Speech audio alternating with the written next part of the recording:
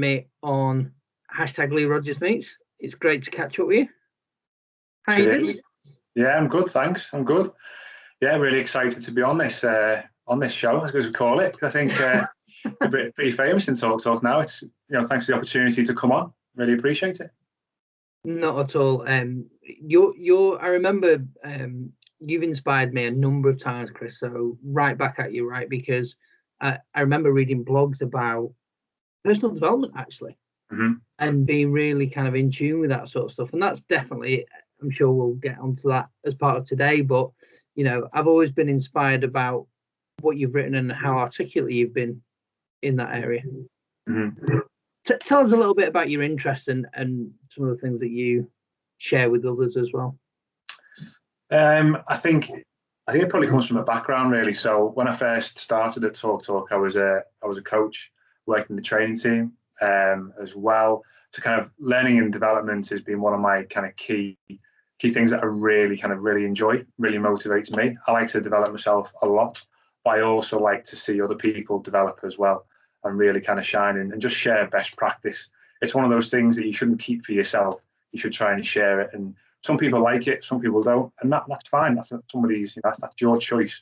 That's the perfect thing that we all have. We all have a choice. We all have a choice of what direction we go, whether we go one direction or another. And it's just something that really kind of resonated with me to be able to achieve what I wanted to achieve, but also support and help other people achieve their goals and dreams as well. So, good. Nice. And how's the lockdown treating you and your family? How's lockdown treated me? So a range of emotions really. I suppose going on to kind of goals and developments, if I want to be good at my job and my role, I have to be quite structured and well organised, and routine is key. And that's something as to where we are at now. Throw homeschooling into the mix, and also a pregnant wife with morning sickness that lasts all day, every day, then everything just goes out the window, and you have to really dig deep to battle that. So I have to be careful when I talk about kind of the whole lockdown experience, because I am grateful for what's happened to us during these tough times, because some people have gone through a lot tougher times than what we have, and thankfully we haven't been directly impacted by the coronavirus, but there have been repercussions that have been quite tough. So about 2 years ago, myself and my wife went through IVF. We had 2 failed treatments, and we were about to go through a third one, and we went into lockdown. So absolute nightmare. So lockdown hit, and we had to really kind of check in and look after each other with our emotions, because as you can appreciate, tough time, massive emotional roller coaster, and then suddenly lockdown. We weren't too sure whether we were going to get another opportunity again or not. So it was kind of a bit of a tough period. But then, let me think, I think it was around March, April time, I was on a call, and my wife kind of comes in the room, and she like dangles this like little pregnancy test, and it's like, I'm pregnant. And I was like, first of all, I was on a call, I was like, I'm on a call, it's just like, and then it was great because we shared that experience, and that elation. Was like, how's that happened? I think it's a combination of lots of red wine and homeschooling stress that kind of must have naturally made it work. And fast forward to December, and yeah, here we are. Baby Roman is here. He's 2 months old now, and yeah, we're out the end of it. So it's one of those things which I think lockdown hits so many people in so many different ways.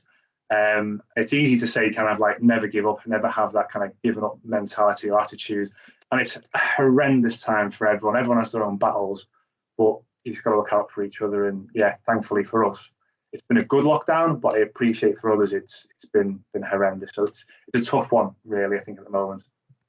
Massive congratulations. Thank you. And I fully can empathise with your journey around IVF, both successful and unsuccessful, and I guess what that takes from you in terms of capacity and emotion, actually. So yeah, I hear you, and of course it's different for everybody, right? But similar experiences. So yeah. So how, looking then, I guess, at learning from lockdown, if I think from a work perspective, for example, at the minute, what have been some of your nuggets that you think you'll definitely go and use in the future? linking back to structure as well. I think you've got to have a structure. That's what kind of keeps you on track.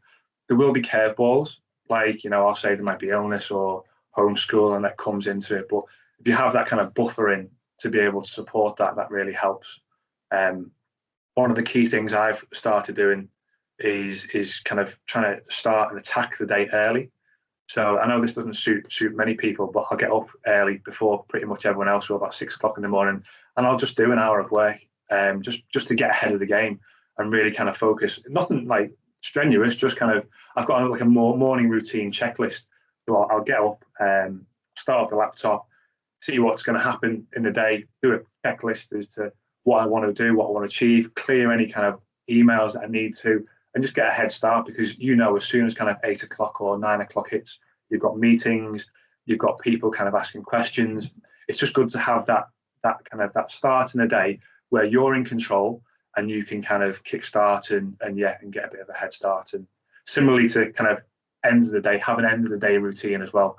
With working from home, it has its benefits because you don't have the commute, but at the same time, it's hard. One thing I kind of found quite hard early lockdown was switching off. So, once you finish your day, you've got that commute home, 30, 40 minutes to be able to listen to music, listen to the radio, unwind. You don't have that. It's, in my situation, it's finish at 5 o'clock, go downstairs, start cooking tea for the family. And that's kind of, and it's just one of those things where you need to have a bit of a routine just to say, right, I am going to turn my laptop off 100%, not just kind of close the lid, actually shut it down, close all my applications, shut it down, review that to-do list and see what I've been able to achieve, what I haven't, roll things forward if you need to, and just take note of important items for the next day that you need to prepare for, and then have that right, work's finished now, focus on family time, and that's it, and take things forward. Well, and what's something that you've got horribly wrong? Horribly wrong. Are we talking about in general in the career at Talk, or one thing that's gone wrong that comes to mind straight away? I had went for a job interview. Now, this is some time ago. This was I was going for a job in the training department. So I was part of the training department, and I wanted to kind of become a training manager at the time. And one of the things that I went through the interview, and I did terrible. I did absolutely horrendous. Don't get me wrong, I did lots of planning, but then blew it at the first question. I've done lots of preparation. I had planned, the way I planned was probably wrong, and I'd do it completely differently, and I did do it completely differently this time. So I kind of thought, like, they're going to ask this question, they're going to ask this question, and they might ask Chris the question, they might ask this question. So I prepared answers for each of the questions which I thought they were going to ask. And it turns out, the first question they asked, I hadn't planned for it. And I was like, I just completely froze. No word of a lie, I was sat there, and the two people who were interviewing me, I visualized myself behind those two people talking to me and saying, what have you done? You've messed up here. And it was one of those out-of-body experiences which you just don't want to experience. Don't get me wrong, I look back at it now and think I've learned so much from that experience. So I took it away and said to myself, I am not going to put myself in that situation again. So I went away, changed my mindset, how I approach things.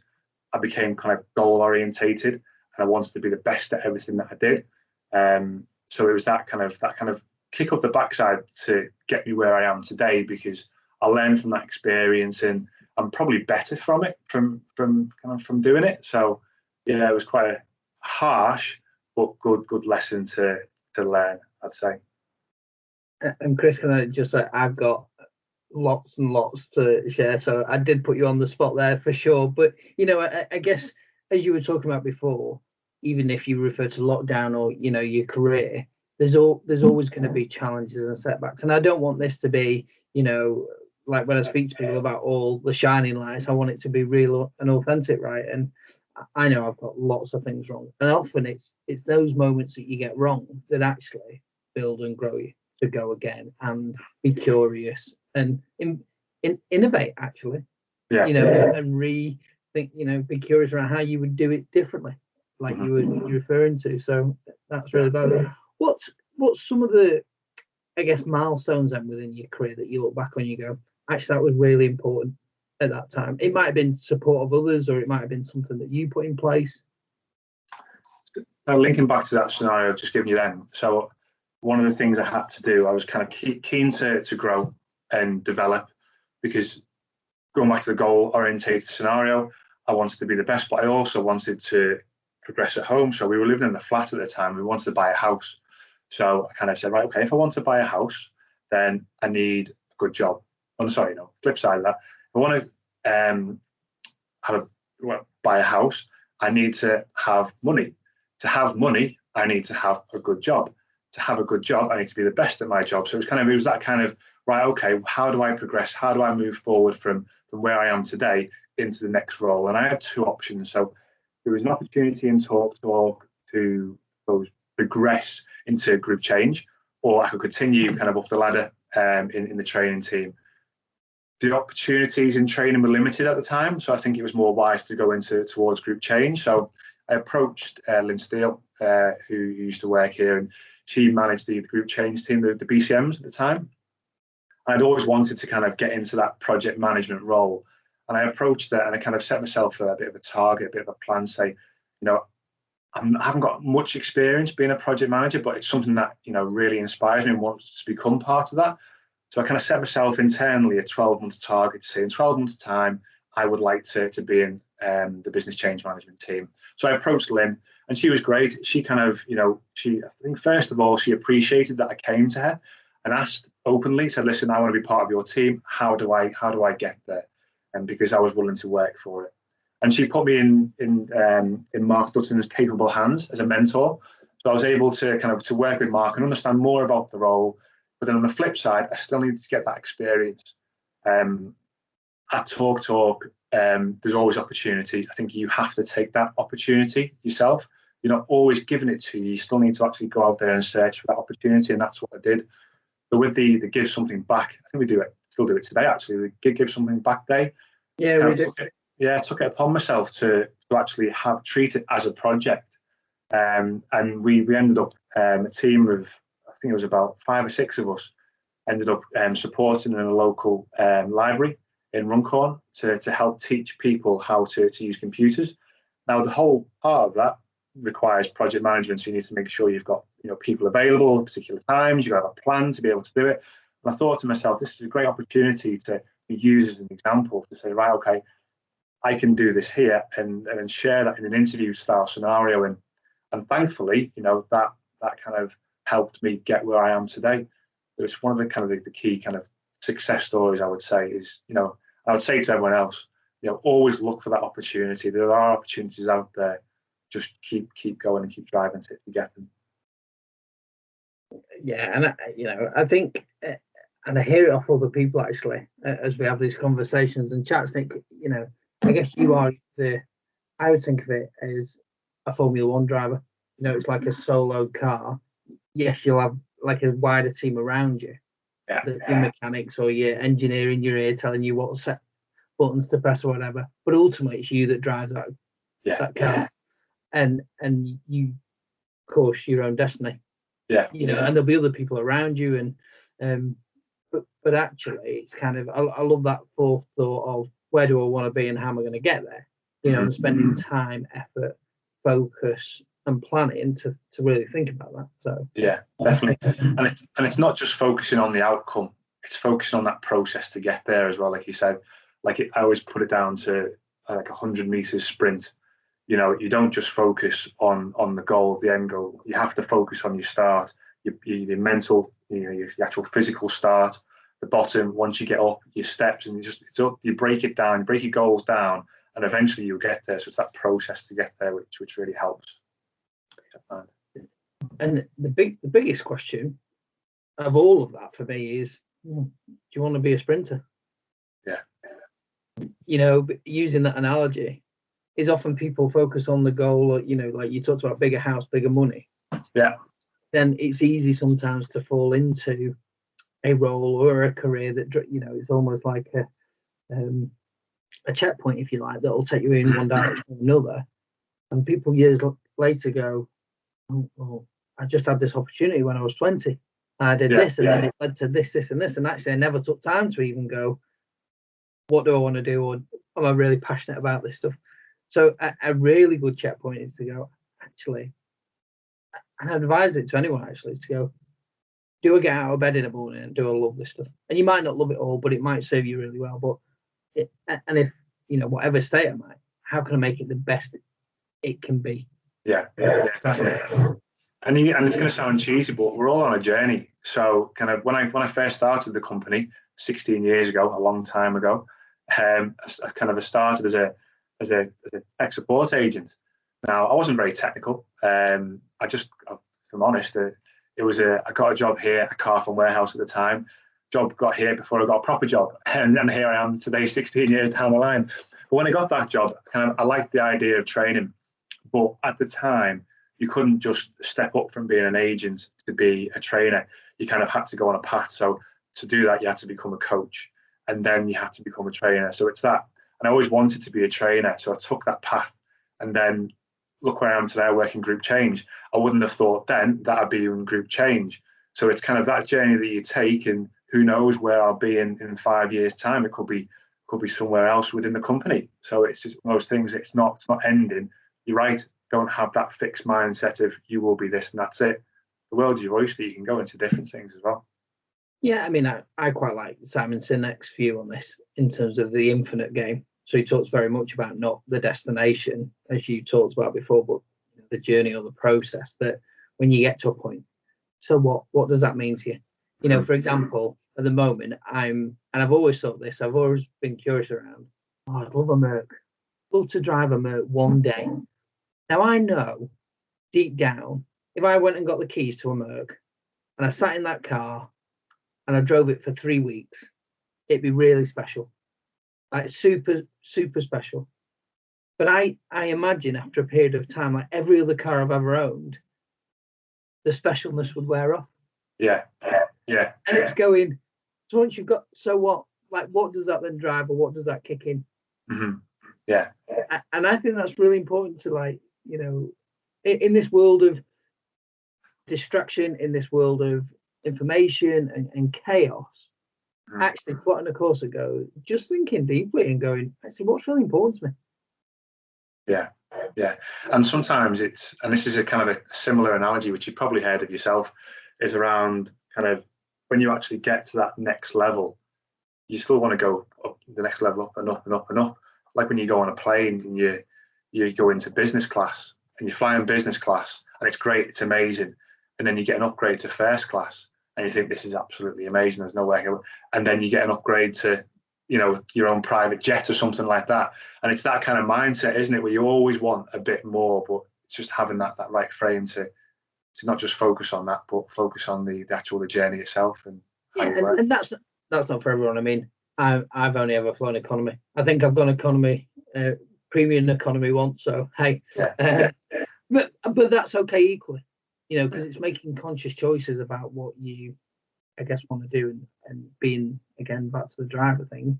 You do what you want. What do you do for fun? What do I do for fun? So I like to run. I like to keep fit.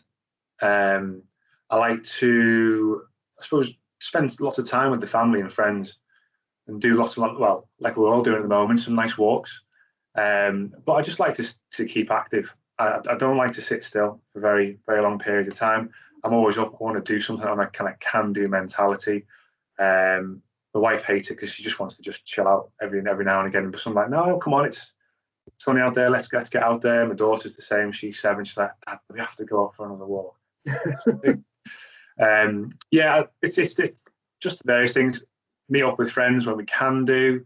To socialize. I'm not the most sociable person, but when you can do, you like to actually to get out there and just use my time wisely. Get out there, hill walks, things like that. Nothing fantastic, just stuff that is nice, just to get out, a bit of fresh air, and helps the body, helps the mind. Brilliant. All right, Chris, really appreciate your time today. Really enjoyed it. Thank you. Cheers, Lee. Thanks, mate.